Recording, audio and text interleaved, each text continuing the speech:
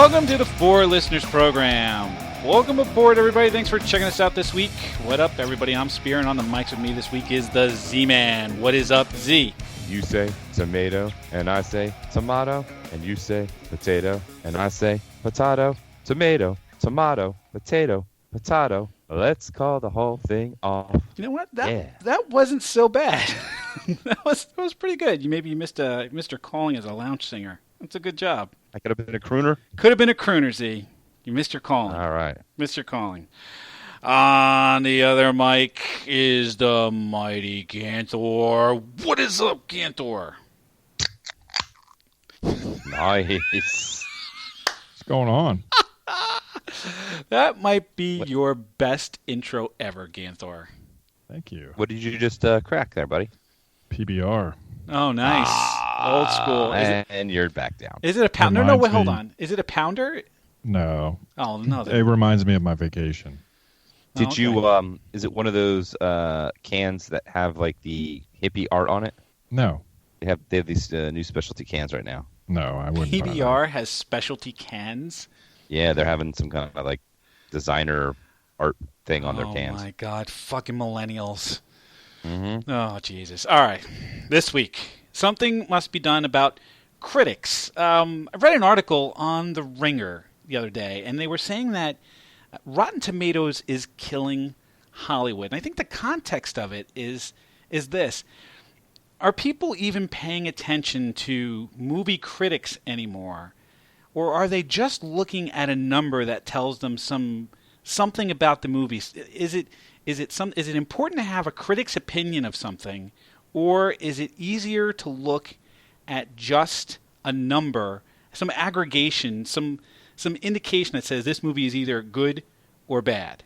Well, isn't part of the Rotten Tomatoes score the critics score? There's a critics and the people's score. Well, yeah, right? you can drill in a little bit, and you can see the aggregation for top critics versus kind of the second tier. So there's two tiers of critics on Rotten Tomatoes. I guess the first tier are like the recognized movie critics, and the second tier are just like the internet bloggers.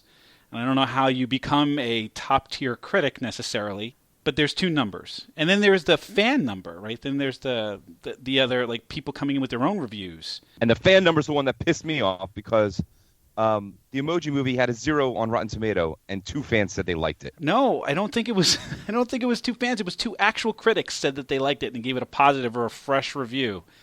It was trending at 0% for days, and then 2 critics came in with a positive review of it. But this is the best part about that. Boo. The Emoji Movie was slaughtered by critics. At 8% fresh on Rotten Tomatoes, 2 reviews were positive, but it still did good numbers at the box office. So what does that tell you?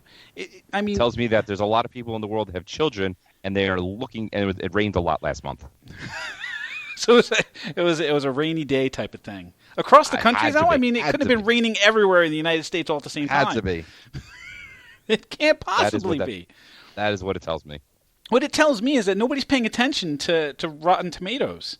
I mean, we've also seen the reviews on Rotten Tomatoes are all 98% fresh, and it gets no box office whatsoever because it's one of those like critical darlings where it's probably more Oscar bait than anything else, but it's not a commercial success in any way.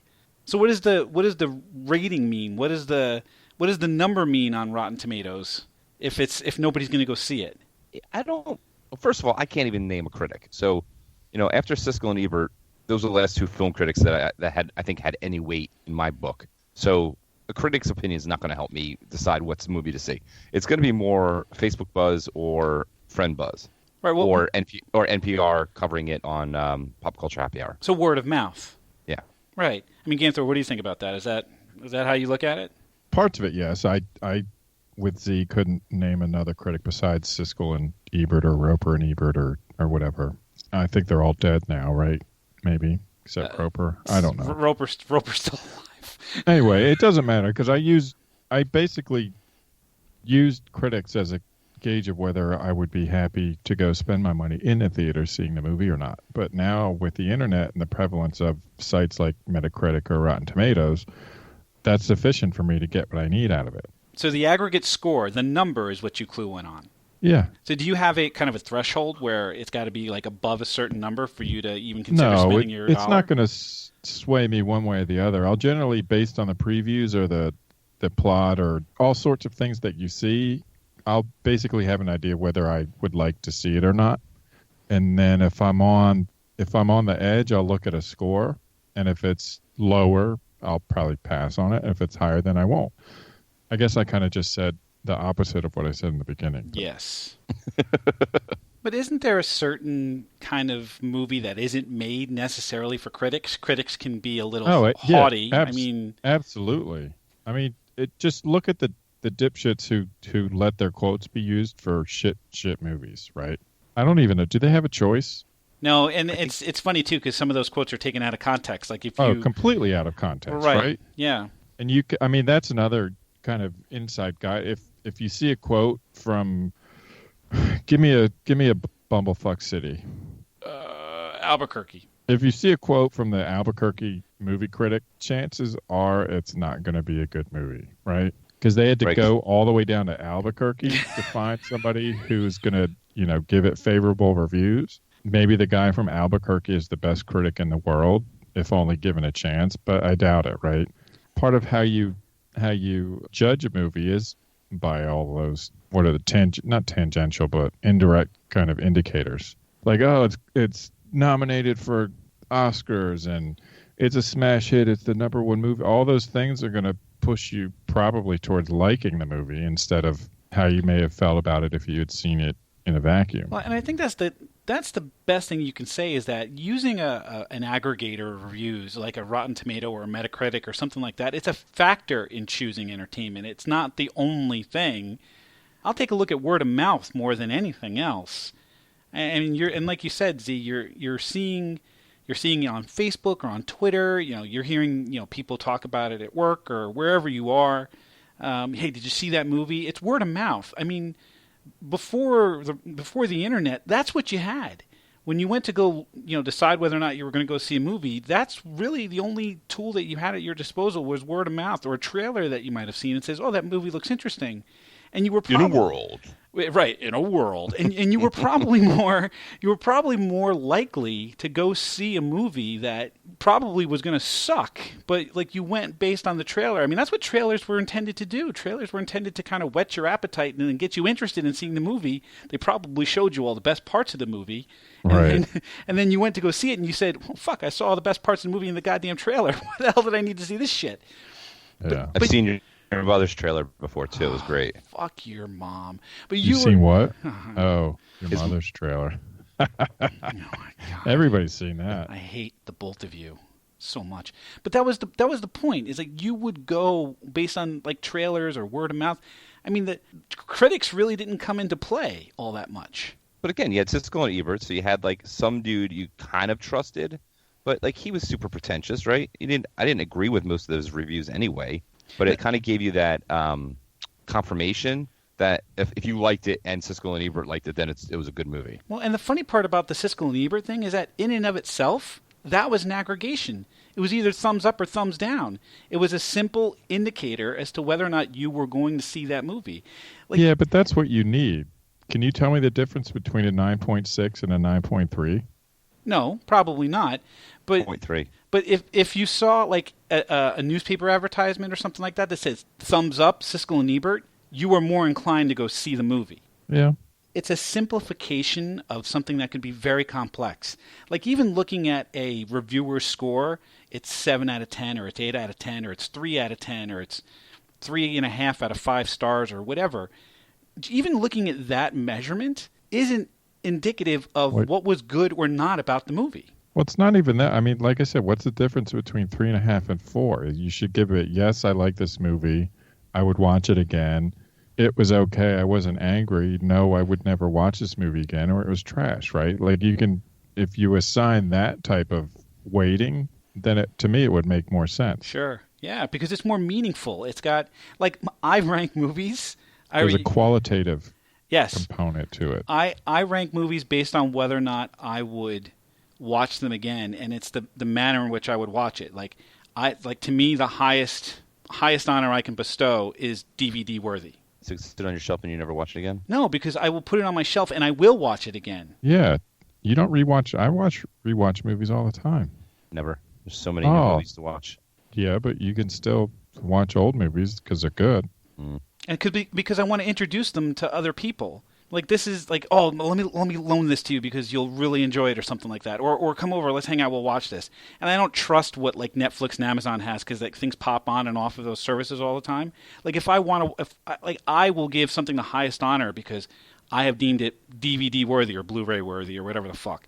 But I will buy it. I will spend the $20 or whatever the heck it is to purchase the Blu-ray to take up physical space somewhere in my home, right? And I will have that to watch for whenever I want. I do the same thing. And then like the next level down would be, well, I'll catch it on Netflix, or I'll catch it when it comes around on cable. Or like actually the highest honor I can bestow is I want to go see it again in the theater. Right. I can see that. That to me is the highest of highest honors is I'll go see it again in the theater. And then there's like DVD worthy, and then there's I'll catch it on Netflix or cable, or fuck that, I don't need to see this shit again, So your rating sounds kind of like what I use in Untapped when I rate beers. So okay. And so that's smart. It's the same. I think you're getting the same point here. Is that you only need like a 5-point scale, right? A 5-point beer for me is a beer that I would actively seek out to purchase and store in my house. A 4-point beer is a beer that I would, if I see it in a bar, I would probably want to order it without looking at anything else. A 3 beer is, I'll drink it if there's nothing else that is of interest. A 2 beer means I drink it camping, and a 1 beer means don't put it in my mouth. Right. That sounds about right. And it's qualitative. It's meaningful. Like you could explain that to somebody and say, no, that beer sucks. I wouldn't drink it again. Or this beer is so fucking good that I would actively seek it out at the brewery to go get a case and to bring it back. Yeah, I'd be willing to wait in line for whatever. Yeah, and you don't get that from a Rotten Tomatoes or something like that. Like I would prefer hearing that from somebody because it's more meaningful to me because it's more personal. And it comes with kind of like a word of mouth type of. It comes with a recommendation more than anything else, one way or the other. Well, coming back to the beer analogy though, is just because I rate it a 5 doesn't mean it's your style, right? That's true too. If you don't like bourbon barreled beer, then my rating of a 5 does you no good. So if you don't like comedies or deep thought, thrillers, then I don't give a fuck what your rating is. Right, because because it's personal to you. Your review or your rating of it is based on your personal prejudices, your taste. Thank you. It's based on and it's the same for reviewers. Like critics are going to review movies based on what they like. Very rarely do you get a critic that will span across all different genres of movies. And so it comes back to, I know you, Spear. I know what kinds of movies you like. I've seen the movies you liked. I know the movies you recommended in the past. And if I liked those movies, then I would trust your judgment. And the same thing, if you know that you and I have similar styles of beer tastes, then when I say this is a fucking good beer, boom, you want it. Well, there you go. But on the flip side, I mean, it's just beer. It's just a movie. So you try bad beer, you watch a bad movie. Who gives a fuck? Well, so let me put it's not like you're buying a car. Well, but I could have bought a different beer. I could have watched a different movie. Like I'm going to the movie theater and I'm like, oh, what movie should I see? I'm going to be pissed if I get a bad recommendation. Well, let me spin it a different way. If you tell me that you didn't like a particular beer and I don't know necessarily where your scale is in terms of the things that you like or what have you, it might make me less curious to go ahead and try that beer. Like if I said to you, just no context whatsoever, Z, what do you think about this beer? And you go, oh, it sucks. I didn't like it. I go, okay, fine. And then I put it down because you said you didn't like it. But I didn't ask you why. To me, that's what Rotten Tomatoes is like. Like if you see like a 21% on Rotten Tomatoes, you're going to say, oh, well, it's got 21%. It sucks. Without asking why. It may be that the aggregation of critics didn't like it because it was a fart movie. It was all fart jokes. You may fucking love fart jokes. I do love fart jokes. Well, then maybe that's a movie for you, even though it was 21%. Same goes for the goddamn Emoji Movie. I can't tell you why there are people that would go pay to see an Emoji Movie, but clearly people went. And maybe it was raining everywhere, and I can't say that for sure.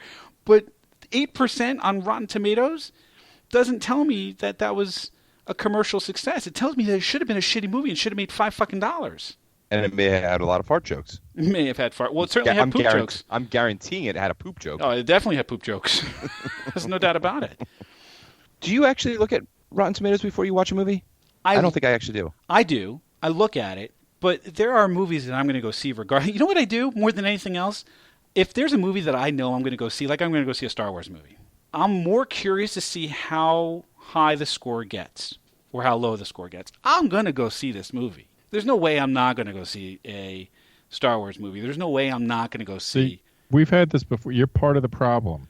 Because Hollywood knows they can just reason. shit out an Obi-Wan movie and you're going to go watch it. Well, all right. Probably 3 times in the theater. I'm not looking to see whether or not I should or should not go to the movie. I'm looking to see what the score is so that I can kind of gauge myself against that. I'm going to go see it anyway. And if you make a movie with kids stuff and fart noises and minions or whatever, people are going to see it with the kids regardless of how shitty it is. Because who trusts a critic score on a kids movie? Well, right.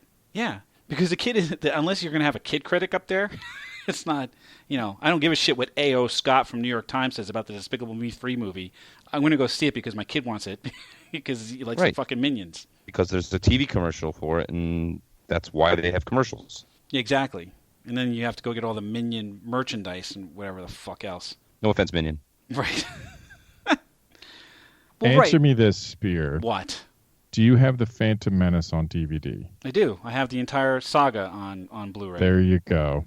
Do you also have it on Blu-ray? I rest my case. Do you also have it on Blu-ray? No, I only have it on Blu-ray. Do you have it on VHS? I do not. When I watched Phantom Menace with you, was that a Blu-ray? At the time, it was a DVD. See? All right, so you did buy it in multiple formats. Oh, I did. Yeah. I did. You know what? Come to think of it, I did actually have the Phantom Menace VHS tape. Thank you. Come to think of it, I actually did. Wow. Come to think of it, because it was what? It was 99, 2000. So I think I probably still had a working VCR back then. I was probably just getting into DVD. Anyway, okay, yes. So I bought it like 3 fucking times. I did. I'm guilty.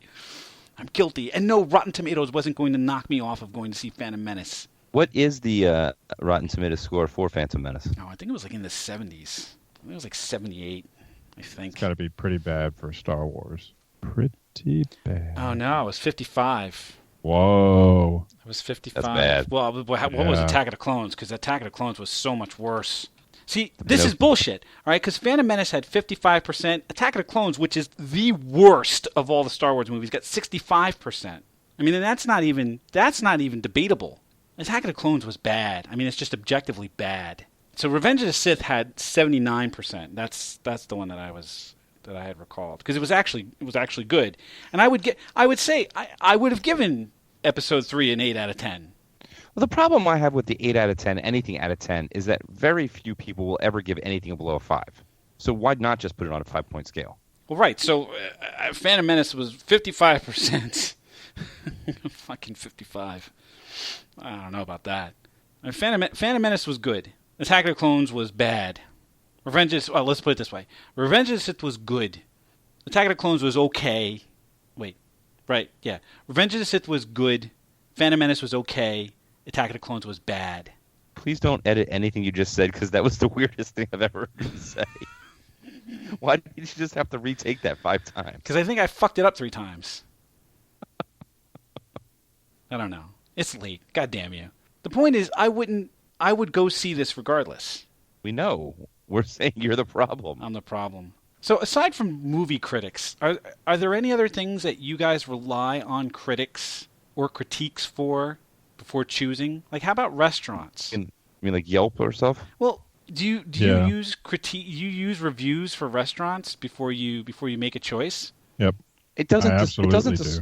It doesn't disqualify my choice, but like if I see someone's got a 1-star review on Yelp for a restaurant, I'm not eating there.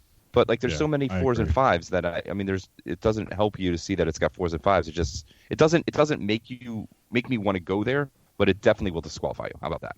How about you, Ganther? What do you do? Yeah, I do the same thing. I look at the ratings and I read a couple of them and I make my decision based off of that. See, I don't think I do any of that. I think I go to restaurants based on recommendations, like word of mouth. Like I don't. Well, of course, Yeah, but I'm what going if to use you're your word of mouth as traveling? well. and you're somewhere you've never been or you don't know anybody. Well, usually I ask first. Like if I'm going someplace, I'll ask if I know. I'll ask people I know if you've ever been there. Can you recommend a place to go eat? Like Motherfucker, follow the point I'm making. What if you're somewhere where you have none of that input? What would you do? I would either randomly walk into some place, or I would have to use an online review mechanism of some sort. Google Maps has this feature where you can explore this area, and you tell it like, hey, I'm looking for food or whatever. And it used to have this category called where the locals eat. Right. Which is kind of creepy and intrusive, but it was awesome because you can't do better than that, right? Right. You always want to eat with the locals. Like if you're in Boston, you don't want to go to eat at Faneuil Hall and eat like shitty ass clam chowder. Chowder. You want to go where local people eat the clam chowder. Chowder. How come you don't have a Boston accent yet? What the fuck are you eating? Rita's mango water ice. Stop eating while you're doing a fucking podcast, you dope. Dude, I so miss fucking Rita's. See, now we're going to be talking about water ice. I'll mail you some.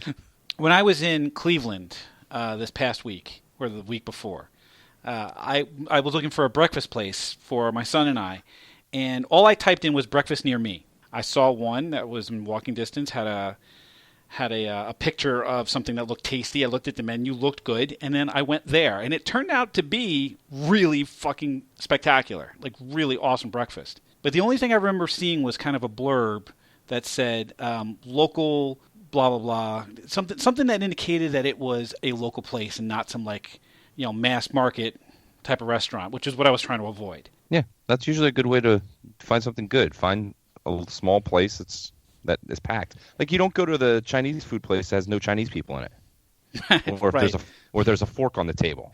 Like it's just no, don't eat there. It's funny. Yeah. Don't get seafood in Oklahoma.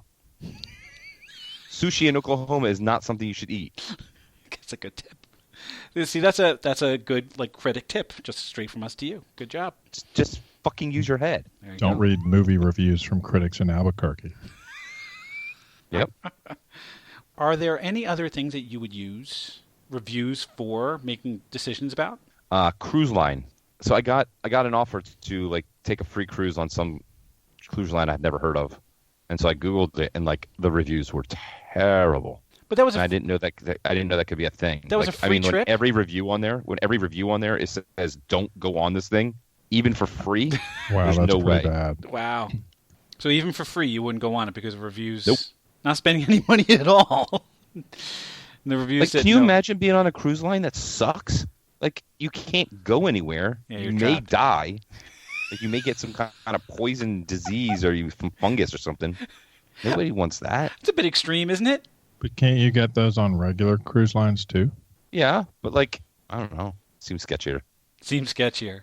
How about you, Gantor? Is there anything that you rely on critics or reviews to give you information on before you do something? Cars, appliances, retailers. If I'm ordering stuff on the internet, Like the Amazon retailers, those kinds of people.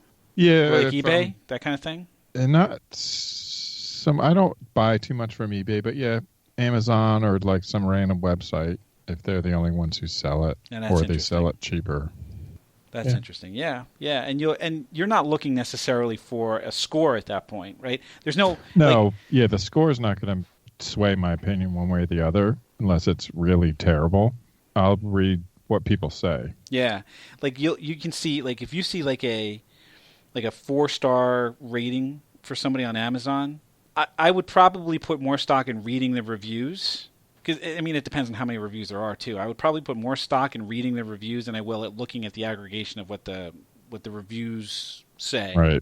Yeah, but when you look at them, are you looking at the positive or the negatives? Well, Which do you put more value in? I'm looking at all of them. Negatives. Well, right, but I'm looking at all of them. And certainly I will pay more attention to the negative ones.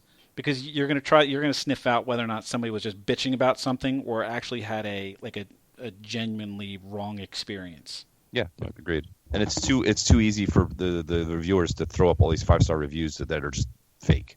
That's true too. So the just sussing out the shitty reviews, I think, is a much easier. And We would never do that though. You would never do what? We would never put up bullshit reviews on Fake our proof. on our Oh, iTunes. on your own product. On our iTunes. Yeah. That's just wrong. That's just wrong. Don't do that. All right. What did we learn? What did we learn about critics, about reviews, about Aggregators, what did we learn, Z-Man? I learned that Ganthor's right. Fuck. Thank you, sir. It sucks. Ganthor, what'd you learn? That Spear did, in fact, order the code red.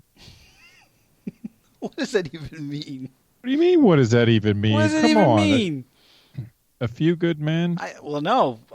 I know where Z's it's from. questioning you. Z plays the role of Tom Cruise. You play the role of Jack Nicholson. You're goddamn right I did. How about that? Because he caught you pretty good. Yeah. A couple times. You on the DVD or the Blu-ray? You're goddamn right I did. See? I had to explain that to you, really. I hate you. I hate both of you. What did I learn? I have seen that movie. What did I learn? I actually have that on DVD. That is DVD worthy. A Few Good Men. So what did I learn? I learned that, as usual, the both of you suck, and that I don't think Rotten Tomatoes is a terribly bad thing. I don't think it's killing Hollywood. I think it's a factor in making a decision with your entertainment dollar, but I don't think it's the whole thing. And I don't think it's a bad one at that. So, if you think that Rotten Tomatoes is a good thing or a bad thing, or if it's killing Hollywood, why don't you go ahead and let us know on the Facebook page, facebook.com/4listeners or 4listeners.com. You can check out the show on Stitcher Radio or on Google Play, and you can leave us a critique, be a critic, and leave us a review on Apple Podcast.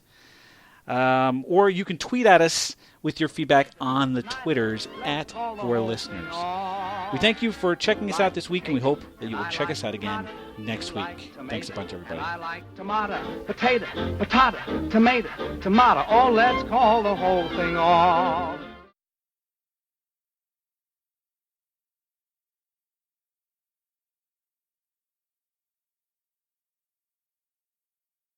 In high school, I called up this girl to ask her out on a date to go see a movie. And the only thing playing that was worthwhile was Schindler's List. Oh, no.